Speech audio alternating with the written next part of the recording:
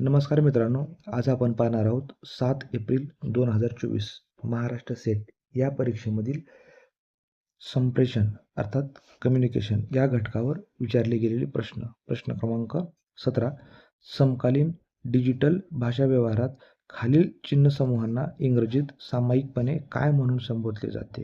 In the context of contemporary digital parlance, what are the following symbols collectively called as? पर्याय क्रमांक ए emoji, पर्याय क्रमांक बी emoticons, पर्याय क्रमांक सी स्माइली आणि पर्याय क्रमांक डी स्टिकर्स.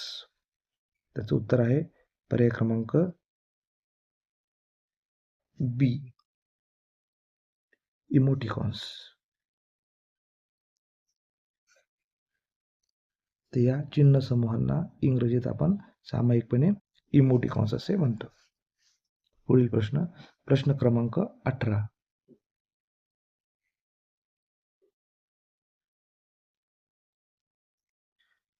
निशब्द संज्ञापनाच्या संदर्भात खालीलपैकी कोणते विधान चूक ठरते? In the context of non verbal communication identify the incorrect statement. पर्याय क्रमांक ए मौन हे संज्ञापनाचे साधन आहे.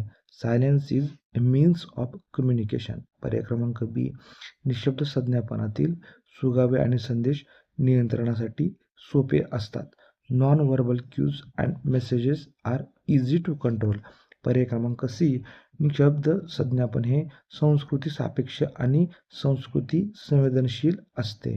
Non verbal messages our culture sensitive and relative. आणि पर्याय क्रमांक डी गोंधळ किंवा द्विधा मनस्थितीत सशब्द संज्ञापनापेक्षा निशब्द संज्ञापनावर विश्वास ठेवण्याकडे लोकांचा कल असतो.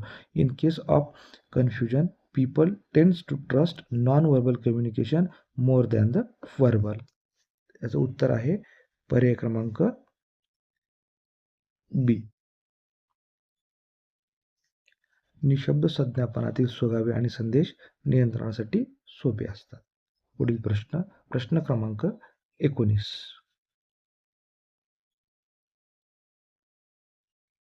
हा प्रश्न प्रसार भारतीवरती आहे. प्रसार भारती काय आहे? What is Prasar Bharati? पर्याय क्रमांक ए दूरदर्शनच्या अंतर्गत येणारी राष्ट्रीय स्तरावरची वृत्तवाहिनी. पर्याय क्रमांक बी आकाशवाणीची वृत्तप्रसारण सेवा.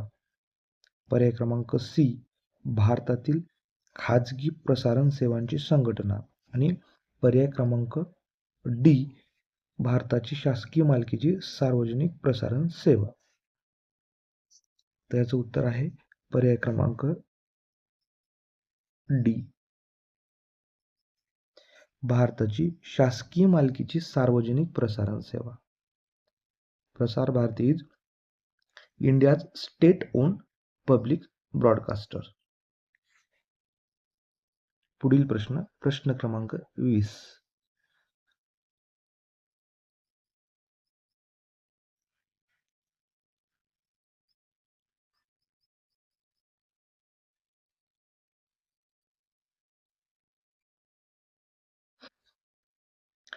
जेव्हा शिक्षक आणि विद्यार्थी एकमेकांकडे तोंड करून वर्तुळाकृती रचनेत बसलेले असतात, अशा संज्ञापन प्रसंगामध्ये खालीलपैकी कोणत्या घटकाला अधिक प्रमाणात उत्तेजन मिळते?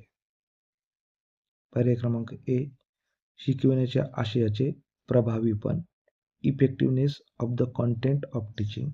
पर्याय क्रमांक बी प्रत्येक विद्यार्थ्यांवर नियंत्रण ठेवण्याची शिक्षकांची क्षमता, teachers power to control every student. पर्याय क्रमांक सी विद्यार्थ्यांमधील शिस्त, डिसिप्लिन अमॉंग्स द स्टुडंट्स. आणि पर्याय क्रमांक डी विद्यार्थ्यांमधील आंतरसंवादाची पातळी, level of interactions between the students.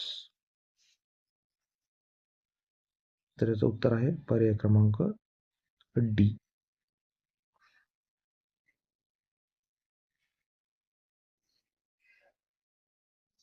विद्यार्थ्यांमधील आंतरसंवादाची पातळी. तर हे होते 7 एप्रिल 2024 महाराष्ट्र सेट या परीक्षेमधील कम्युनिकेशन या घटकावर विचारले गेलेले प्रश्न. धन्यवाद.